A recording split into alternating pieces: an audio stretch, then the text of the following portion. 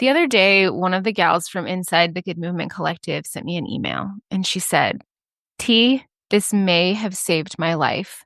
And she didn't mean it in some sort of cliche way. She actually meant it, literally meant it. Another woman told me she'd never had a safe space to share these things without fear of judgment before the collective. Others have said it's carried them through very hard seasons and that the collective gave them space to finally breathe. The Good Movement Collective is not fancy. It's real, it's honest, it's raw, and most importantly, it's a safe, supportive space for rural women to come together to explore these patterns that keep us stuck, break generational cycles, and draw good movement in conversations, relationships, and within our own hearts. If that's something that you've been looking for, the doors are open. Visit the link in the show notes and come join us inside of the Good Movement Collective.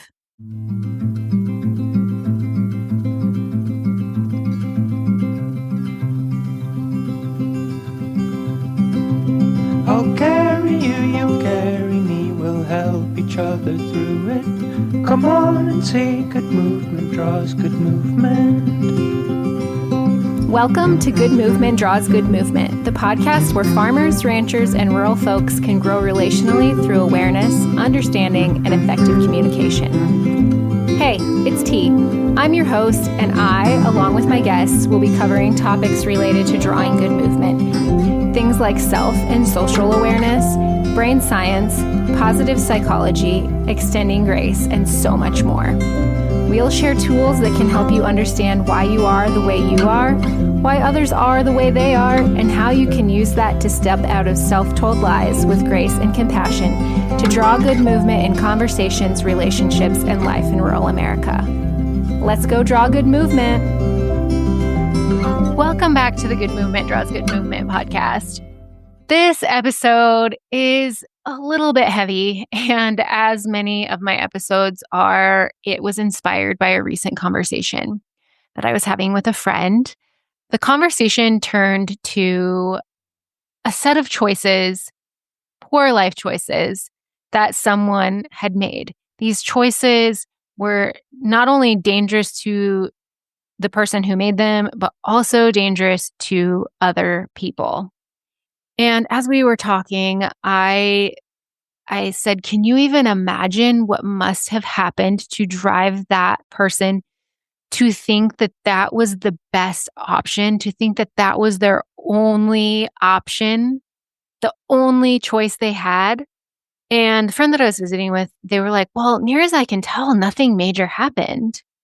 And that got me thinking about how often we dismiss our own experiences as well as the experiences of others because the experience isn't necessarily one single obvious traumatic event. We tend to be dismissive of our pain as well as others, and we tend to compare our pain either to others or to what we think should, using air quotes here, should count as trauma or painful. But trauma is not about the size of the event. It's not about what happens to you. It's about what happens inside of you. It can be one big event like an accident, a death, a natural disaster, or it can be many small events over time, emotional neglect, criticism, unpredictable environments. Or it can even be the absence of something we need: safety, love, consistency. So it's not necessarily one big major thing that impacts us. It's often a small thing or a series of small things. And I think about this, 'tis the season for this on the ranch, but we will have calves who have ulcerated eyes, bad eyes, and it's not pink eye. It is a tiny grass seed. And if you look at a grass seed, it's small and it seems very harmless. But if that seed gets into the eye of an animal and they cannot get it out and it's stuck under their eyelid, it stays there and it irritates and it scratches and it causes an infection. If you don't catch it soon enough, maybe even blindness.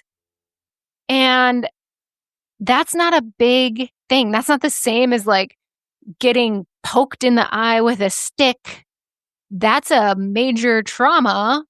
Like, as we think of trauma, getting stabbed in the eye with a stick is a lot more, air quote, traumatic than having a little grass seed stuck in there. But if there's no relief from the grass seed, if it doesn't come out of the eye, if it stays in there, it causes big problems. And that's the same thing in our lives. Little hurts, disappointments, dismissals, unmet needs, they add up to big things if they're never addressed. Like the grass seed is just one analogy. I'm sure that you've all had a little teeny tiny pebble in your shoe. Not that big of a deal. You can walk around for a while on it, but eventually, if you leave it in there, it's going to irritate your foot and bruise your foot, and it will change how you move. It's the same thing with these little emotional hurts. Nothing necessarily major or catastrophic happened, but if those things are persistent and not addressed and you can't get away from them, they cause big pain. Because again, it's not what happens to you, it's what happens inside of you. And you might look around and you might see some people who go through catastrophic events, like a tornado comes through and takes their place, or they've been in a very bad car accident, or they lose a loved one suddenly and unexpectedly. And you see them and they're weathering it seemingly so well. And then you look at someone else and it seems like the small thing elicits a big reaction. And you think, dang, like that was pretty little, or I can't believe they went through that huge event and they seem like they're okay. Because it's not a one size fits all thing. Pain is pain. What makes the difference is our capacity to hold it. So capacity is shaped by experiences, support systems, how well our nervous system is able to regulate and work the way that it's designed to work, our personality, the people we have around us. All of those things influence our capacity to handle things. So keeping that in mind, what might seem huge to me is something that seems small to you, or something that seems huge to you might seem small to me because of our varying capacity and the experiences we've had and what we've walked through and how much support we have, how much inner work we've done to heal and grow our capacity. So when we dismiss the small stuff, we're often ignoring what our body and emotions are trying to tell us. When we brush it off like it's nothing major, it's not that big of a deal, we are ignoring what our body and emotions are trying to tell us. And that can lead to numbness, shutting down, dissociation. It can lead to overreactions later. It can lead to difficulty trusting your own self. We're not naming these things and acknowledging these things to wallow in them. We are naming them to heal them. Because like going back to the calf with the grass seed, it's a little thing. And if we acknowledge it and take it out of the eye, it won't cause the irritation later.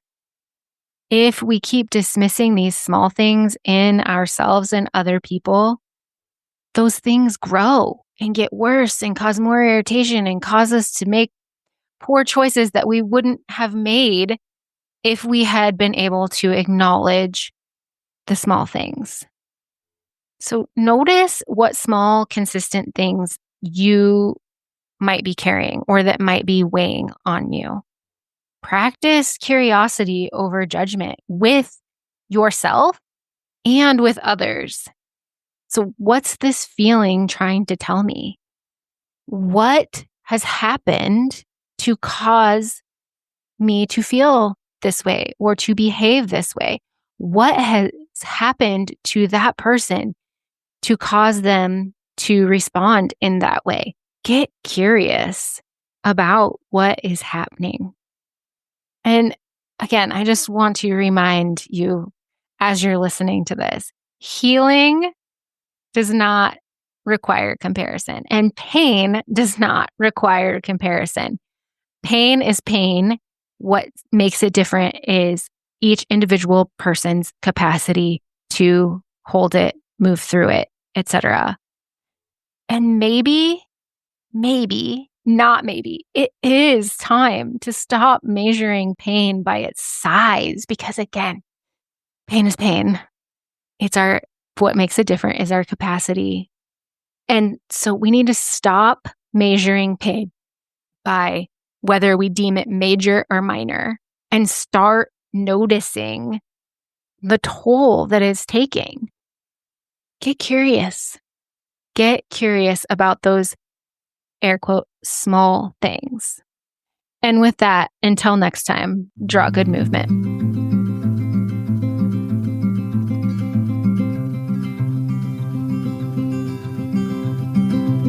I'll carry you, you carry me, we'll help each other through it. Come on and see good movement draws good movement. Welcome to Good Movement Draws Good Movement, the podcast where farmers, ranchers, and rural folks can grow relationally through awareness, understanding, and effective communication. Hey, it's T. I'm your host, and I, along with my guests, will be covering topics related to drawing good movement. Things like self and social awareness, brain science, positive psychology, extending grace, and so much more. We'll share tools that can help you understand why you are the way you are, why others are the way they are, and how you can use that to step out of self-told lies with grace and compassion to draw good movement in conversations, relationships, and life in rural America. Let's go draw good movement.